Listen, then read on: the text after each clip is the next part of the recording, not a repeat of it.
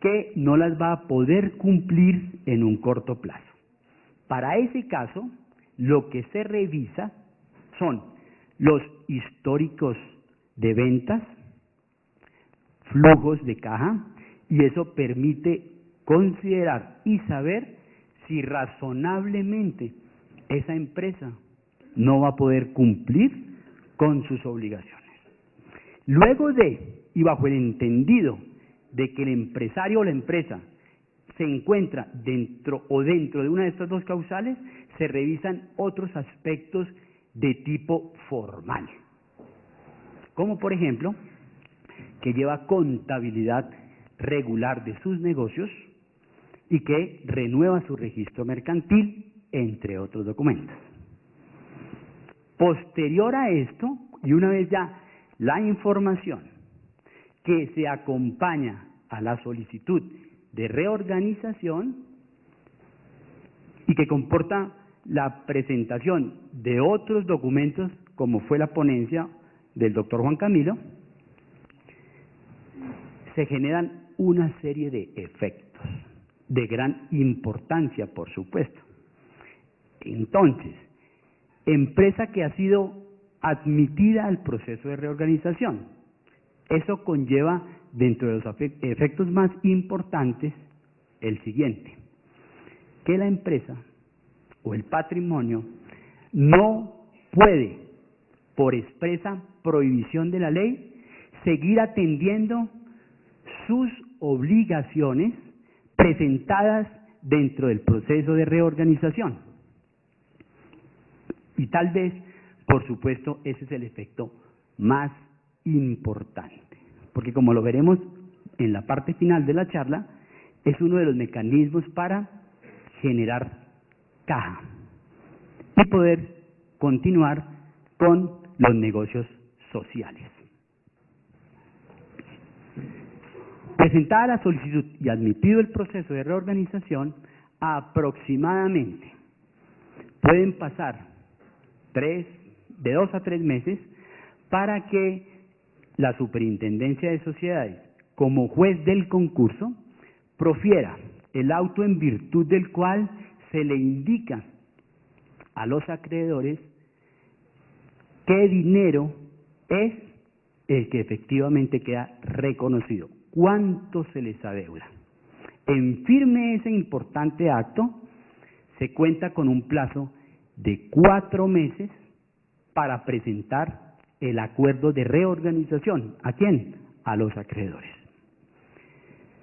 ¿Qué pasa desde el momento en que se presenta el acuerdo hasta cuando es validado por parte de la Superintendencia de Sociedades? Pues por supuesto que un acuerdo no es nada distinto que un negocio. Y como negocio que es, se le formula a los acreedores, se le muestran las partes benéficas del mismo, se obtienen los votos. ¿Para qué? Para podérselo presentar a la super, se tenga para ese momento la mayoría que permite darle validez y formalidad al acuerdo. Esa es la parte, digamos, procedimental, desde cuando se presenta la solicitud hasta cuando se vota el acuerdo. Por supuesto que pasan otros asuntos en ese interregno, pero tal vez esos son los más relevantes. Ahora bien, ¿cómo se aborda muy específicamente el tema de la reorganización integral amparada por la Ley 1116? Desde nuestra óptica, hemos considerado que son 2 los documentos que se acompañan a la solicitud de reorganización que en mayor medida permiten y facilitan el logro del acuerdo de reorganización. Aparte de los ya aquí mencionados, son ellos: la memoria explicativa de la crisis y el plan de negocios. ¿Cómo se estructura las causas explicativas de una crisis.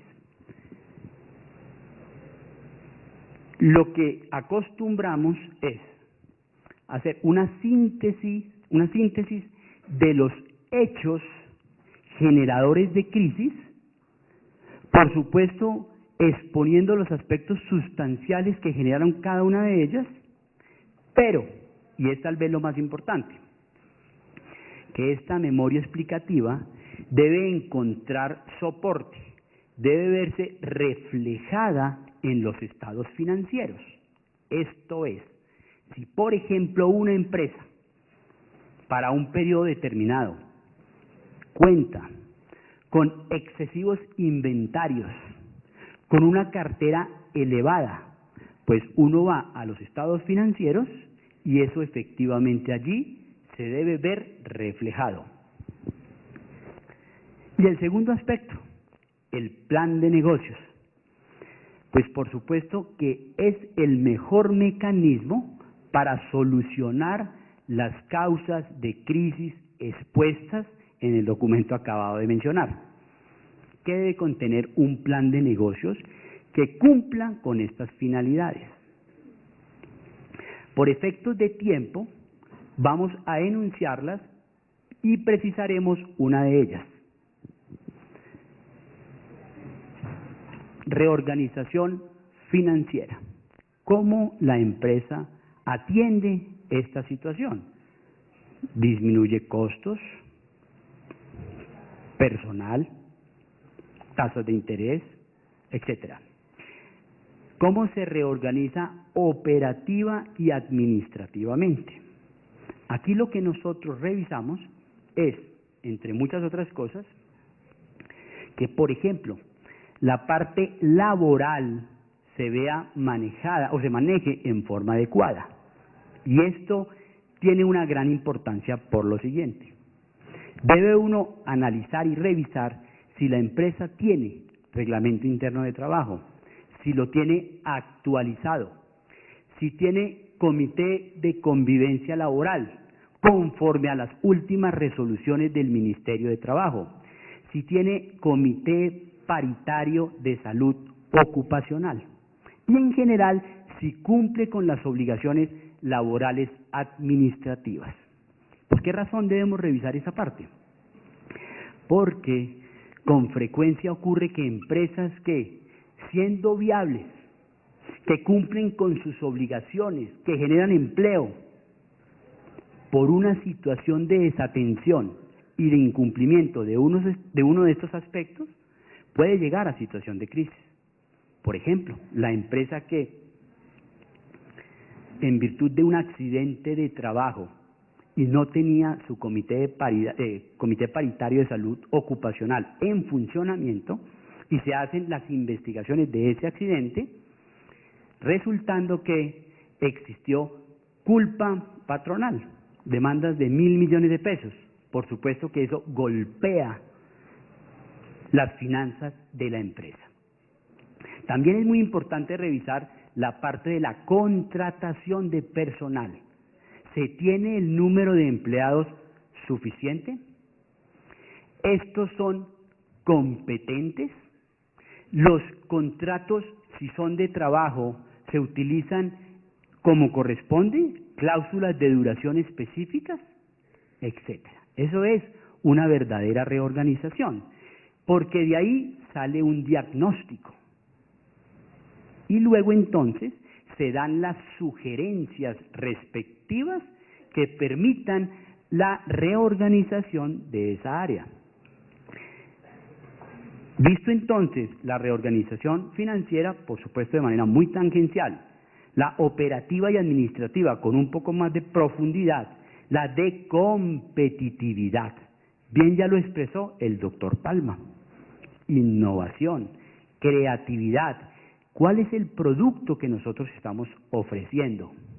¿Tiene aceptación? ¿Se diferencia de los otros? ¿Se diferencia de los de nuestra competencia? ¿Tenemos una fuerza de venta que corresponde a la capacidad instalada de la empresa? Pues eso es un plan de negocios. Documento sustancial, repito, desde nuestra óptica, uno de los más importantes. Pues por supuesto, en la medida en que no sea letra muerta, sino que se cumpla, que la finalidad para la cual se han creado las leyes de reorganización permita su debida aplicación. Otros aspectos a tener en cuenta dentro de los procesos de reorganización. Oportunidad para presentar un proceso de reorganización. La Ley 222 de 1995 establece las responsabilidades, los deberes de los administradores.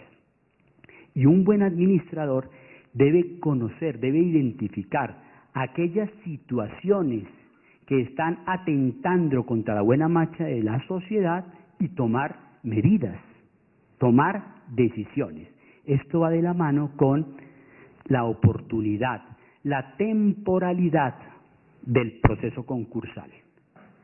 Y en esto hay unos indicadores que permiten conocer cuando la empresa está en situación de crisis.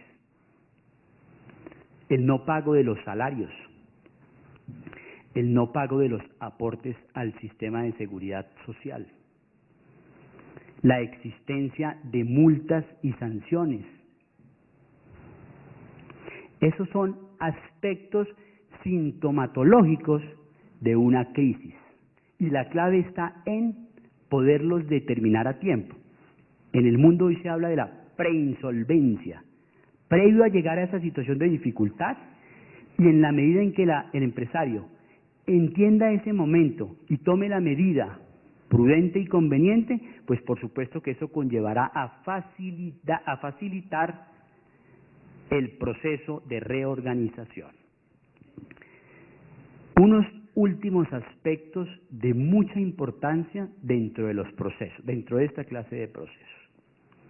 Aunque si bien ya ha sido advertido por parte del doctor Juan Camilo, el tema de los procesos ejecutivos, que tiene un tratamiento especial, debe ser conocido por ustedes.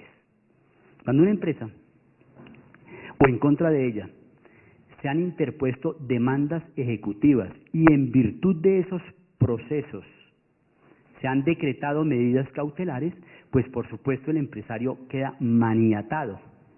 La empresa dificulta su operación, pues en virtud de la reorganización esos procesos se suspenden, el juez competente pierde la competencia para poderlos desarrollar, se deben incorporar dentro del proceso de reorganización y es el juez del concurso el que entra a disponer de esas medidas cautelares.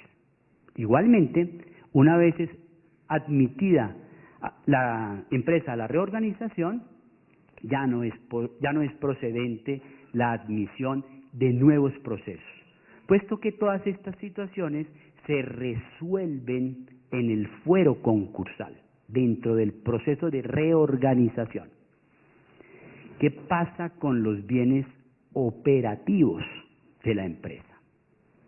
En muchas oportunidades, la empresa cuenta o tiene para poder desarrollar su objeto social bienes arrendados. Bien a través del contrato de arrendamiento tradicional o bien de los leasing. ¿Qué manejo o qué situación se presenta frente a estos dos temas específicos? Sencillamente, cuando se ingresa a un proceso de reorganización, no es procedente la restitución frente a esos bienes. Porque, por supuesto, si la idea y finalidad de un proceso de reorganización es la recuperación de los negocios de esa empresa, pues mal podría limitarse su operatividad.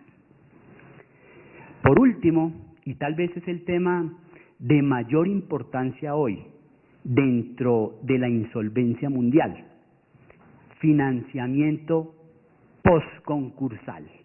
¿Cómo se financia una empresa que está en situación de crisis? de diversas maneras. Por supuesto que los bancos son tal vez los que menos facilitan esta nueva posibilidad. Presentada la solicitud de reorganización, el empresario o la empresa no puede seguir atendiendo sus obligaciones. ¿Por cuánto? Hasta que no se pacte en el acuerdo la forma como lo va a hacer. Ahí mejora el flujo de caja o tiende a mejorar el flujo de caja. Segundo, el artículo 41 de la Ley 1116 contempla que aquellos proveedores estratégicos, aquellos proveedores fundamentales para la buena marcha de la sociedad y que inyecten recursos frescos para el desarrollo empresarial, obtienen una serie de ventajas. ¿Cuáles? Prioridad en el pago de lo que se les adeudaba y, por supuesto, la garantía de que esos recursos frescos van a ser cancelados de manera prioritaria, puesto que se denominan gastos de administración. No olviden que en la medida en que la empresa dure más tiempo en estado de insolvencia, menos vale. Menos vale y más difícil será poder acceder a un proceso de reorganización como mecanismo recuperatorio de la situación de crisis empresarial. Agradezco mucho su amable atención y esperamos que este seminario haya colmado sus expectativas. Muchas gracias. Los dejo con el doctor Santiago Fonseca Salazar, director sede Salitre, Cámara de Comercio de Bogotá, quien va a ser nuestro moderador en la sesión de preguntas. A las personas que no podamos responderles las preguntas por el tiempo, en cada una de las carpetas estará una hoja de Urazán Abogados Asociados, en donde podrán dejar la consulta con su correo electrónico para posterior respuesta. Muchas gracias. Bueno, muy buenos días para todos. Me encanta tenerlos acá, darles la bienvenida, decirles que estamos a sus órdenes.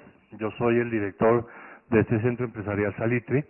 Ustedes pueden acercarse a nuestra sede en el momento que lo consideren oportuno, lo consideren pertinente.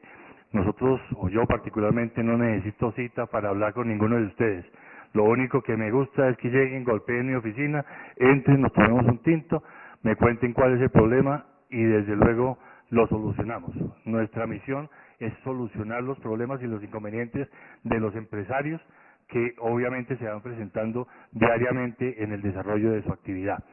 Quiero agradecerle muy especialmente a la firma Urazán Abogados su exposición en el día de hoy. Creo que ha sido de mucha utilidad para todos ustedes. Les quiero pedir el favor a nuestros otros dos conferencistas que si suben aquí a la tarima para dar inicio a la sesión de preguntas y como les decía Doris, las personas que no les podamos responder, con mucho gusto lo haremos a través de la red. Doris, ¿ya está? Bueno, se encuentran presentes aquí dos personas con los micrófonos. Vamos a hacer las preguntas de este lado, de este y de este. Es decir, son 6 preguntas que vamos a tener y vamos a tratar de que se les respondan lo mejor posible por parte del conferencista que considere pertinente debe responderlas. Entonces, la primera pregunta es allí. Gracias, doctor. ¿Nos pueden indicar cuando hagan la pregunta de qué empresa vienen, por favor? Fabio Corredor, de Consultores Comerciales. Gracias. Se hablaba de que en el momento que la empresa entra a ese proceso de reorganización, las obligaciones se dejan de cumplir, pero ¿qué pasa con el objeto social de la empresa? Muchas gracias. Bueno, muchas gracias por la pregunta. Como lo indicábamos en su momento, uno de los efectos puntuales de la admisión a la reorganización es que la empresa deja de atender las obligaciones generadas con anterioridad al momento de la reorganización, pero desde luego que aquellas que sean indispensables para la buena marcha de la sociedad deben ser atendidas en las formas y en los términos que mejor favorezcan un futuro proceso o un futuro acuerdo de reorganización. Deben ser atendidas. Muy bien. Otra pregunta, aquí en la mitad había, perdón. Mira, aquí. El señor, levantó primero. Sí, señor. Buenas tardes, compañeros. Mi nombre es Luis Segundo Camargo Rodríguez, contador de una de las empresas especialmente que están en proceso de insolvencia. Mi pregunta es esta: mediante la aceptación del auto de admisión, ya después hay que pasar unos informes a la superintendencia. Una vez que se hicieron las objeciones correspondientes de las acreencias, esas acreencias se ajustan o se ajustaron o hubo una diferencia entre lo contable y lo que dentro del proceso de objeciones se concretó. ¿Es necesario hacer ajustes contables para esas acreencias o simplemente el encargado o la super manifiesta si esas acreencias se pueden ajustar contablemente al verdadero valor que hubo cuando se establecieron las objeciones? Listo. Frente a esa pregunta, es claro que cualquier decisión que tome la Superintendencia de Sociedades dentro del proceso que afecte la contabilidad, como el caso en que se decide una objeción porque el valor del crédito es mayor o menor, por ejemplo, obviamente que hay que ajustar la contabilidad, porque ese reconocimiento que hace la Super al decidir la objeción o a dejar en firme la calificación y creación de créditos porque no hay objeciones, esos créditos que quedan allí registrados van a afectar la contabilidad. En lo que toque a la sociedad, hay eventos en que solamente es el proceso el que se afecta, como en el caso, por ejemplo, de un crédito solidario, donde hay varios deudores. Entonces, obviamente que ese crédito solamente lo debe contabilizar, mientras no haya cobro coactivo ni nada de estas cosas, el deudor principal. Los otros lo van a llevar seguramente en cuentas de orden. Pero le digo yo, en lo que afecte directamente a la empresa, debe contabilizarse exactamente por efecto del acto. Inclusive, creo que las providencias ordenan al empresario ajustar su contabilidad frente a los efectos que tenga el auto o la providencia que aprueba la calificación y los derechos de voto respectivos.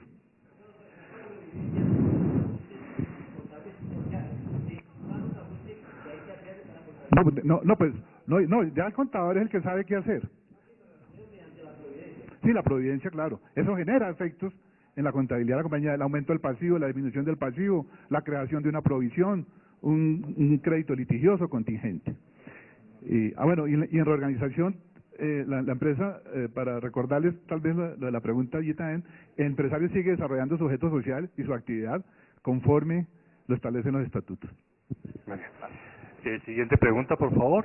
Buenos días, mi nombre es Milena Galeano de ISATEX. Mi pregunta es, cuando yo voy a presentar este acuerdo para los acreedores, esa reunión para citarlos a ellos, ¿eso se hace ante alguna entidad o lo hago en las instalaciones de la empresa o cómo se iniciaría este proceso?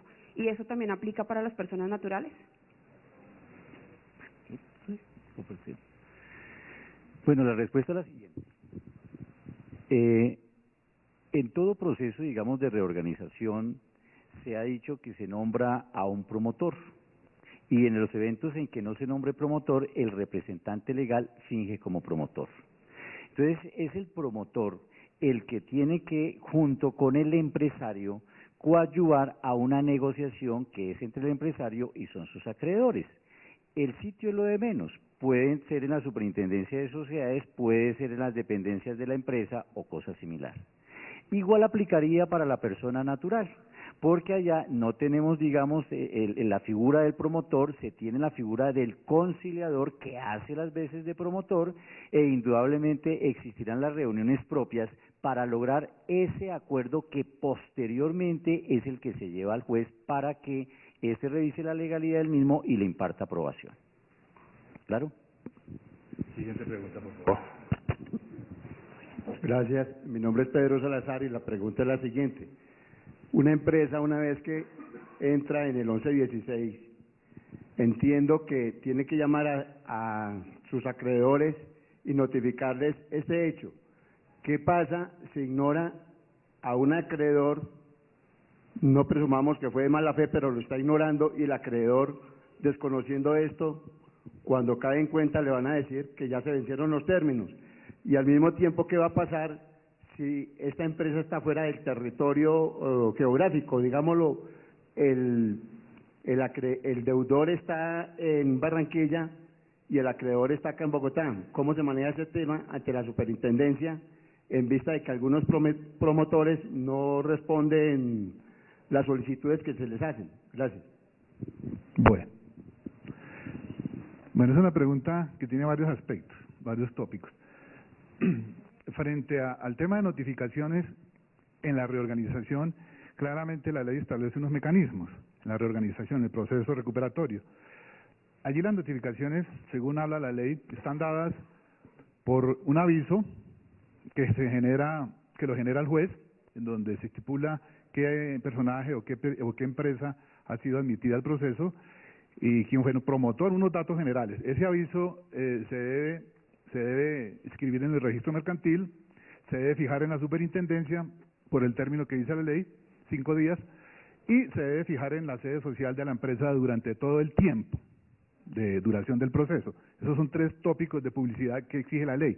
Adicional a esos temas de notificación, exige la ley también que el representante legal y el deudor deberán comunicar a través de mecanismos idóneos, llámese correo electrónico, correo, entrega personal, el aviso a cada uno de los acreedores relacionados para que se hagan parte, o mejor, para que estén o sepan que existe un proceso de reorganización. Recuérdense que el proceso de reorganización parte de la contabilidad. Aquí no hay presentación de créditos como tal, o sea, el deudor lo que hace es medir el proceso, mirar a ver cómo está calificado y graduado, y si está bien, pues no objeta, no debe objetar. Y si está mal, pues tiene la oportunidad de objetar. Ahora, si ese señor, de acuerdo a su pregunta, si ese señor o ese acreedor no es relacionado, la ley 1116 también establece qué hacer. El artículo 26 claramente dice qué hacer. Dice, aquel acreedor que no hubiera sido relacionado por el deudor y no hubiera objetado oportunamente, porque si no fuera relacionado, pues solamente tendría que ser un acreedor muy avispado para que se dé cuenta que su deudor esté en la organización, se haga parte y se haga, reconocer, pues no va a suceder. Sobre todo un proveedor, sobre todo un trabajador, que no es un acreedor profesional de los que llamamos en la superintendencia, como es la banca, o como es la DIAN, que todos los días están por los pasillos, están pendientes de lo que está sucediendo, quiénes son sus deudores. Es su oficio, es su oficio. El proveedor se dedica a sus negocios y no es su oficio prestar recursos, sino despachar recursos. Entonces, la ley dice, aquel acreedor que no ha sido relacionado perderá, y si no objeta a tiempo, perderá la oportunidad de hacerse parte en el acuerdo y se tendrá como un acreedor extemporáneo, o sea que se paga de último. Ahí lo están castigando por su descuido. Pero a su vez le da 2 oportunidades, que los demás acreedores en la audiencia o a través de otro mecanismo acepten que se ha involucrado al proceso, 1, o 2, le da la opción de perseguir al representante legal, al contador y al revisor fiscal por haber omitido la inclusión dentro de la relación de acreencias, cuando a sabiendas lo deben incluir. ¿Qué es a sabiendas? Pues que exista un título, que exista una creencia que indiscutiblemente no se pueda rechazar, como lo es una factura, como lo es un cheque, como lo es una letra, etcétera, etcétera, cualquier cosa derivada de estos títulos o que dé la certeza de la existencia de la obligación, pues podrá perseguir a todas estas personas administradoras y responsables de la contabilidad para hacer el pago de su acreencia demostrando los perjuicios causados. Eso en la reorganización. En la liquidación judicial sí tiene la carga de presentarse el acreedor con su título, con su factura, con lo que acredite la creencia, y la forma de notificación en la liquidación es el aviso y la inscripción en el registro mercantil. Es un poco precaria, pero eso es lo que dijo la ley. ¿Le queda claro, señor? Bueno, le voy a aclarar. Y yo digo, precaria la actuación, más no el registro mercantil de la Cámara. No, precaria la forma de notificación, no. El registro mercantil se puede consultar por cualquier. Estaba tomándole del pelo. Muy bien. Aquí hay otra pregunta, por favor. Créame que era por tomarle el pelo. Buenos días, mi nombre es Guillermo Manrique. Quisiera preguntar si existe la posibilidad de que los acreedores soliciten la insolvencia de una empresa por sus dentro de la ley, o sea, si eso está contemplado en la ley. O, por ejemplo, si la DIAN lo puede hacer. La respuesta a esa pregunta sería la siguiente.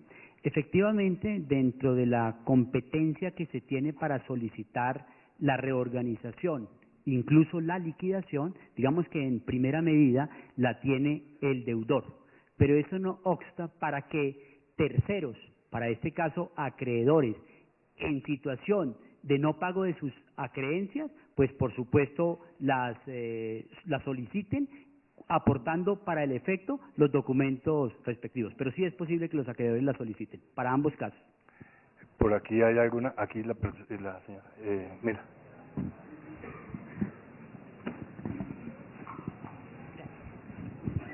Mi nombre es María Elsie Ballén. Yo quisiera saber el comportamiento de los intereses en el proceso de reorganización, porque ya de hecho está afectado el acreedor con el pago de impuestos y el pago con los bancos y todo. Entonces, ¿cuál es el proceso de los intereses en esa reorganización?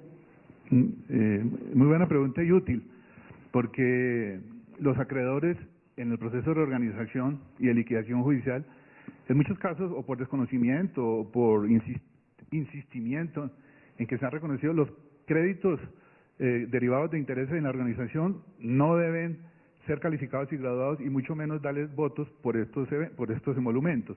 Allí solamente se tendrá en cuenta el capital para el crédito. Eso no quiere decir que los intereses puedan reconocérseles o no más adelante. ¿Quiénes lo reconocen? Son los mismos acreedores los que van a decidir en el acuerdo si se les reconocen las mismas tasas u otras tasas que lleguen a acordar en el acuerdo. En la liquidación, estos intereses por ley van postergados y los mismos se pagarán una vez se paguen los capitales, que eso sucede de 100 veces una vez en que los activos alcancen para pagar capital e intereses. Luego la pregunta se resume en que los intereses no deben tenerse en cuenta en primera instancia, y en la reorganización lo deciden los acreedores, y en la liquidación si hay bienes. Muy bien. Por esta parte, el señor.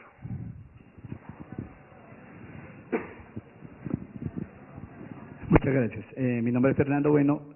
Hemos visto todo, quiero una pregunta clara, respecto a los impuestos de los que muchas de las empresas, especialmente la mía, estamos en este momento en deuda con el Estado, con la DIAN. Nosotros hemos querido, ya nos acogimos a lo que fue la reestructura económica cuando nos dieron la oportunidad de pagar y lo hicimos, pero nos quedaron unos faltantes.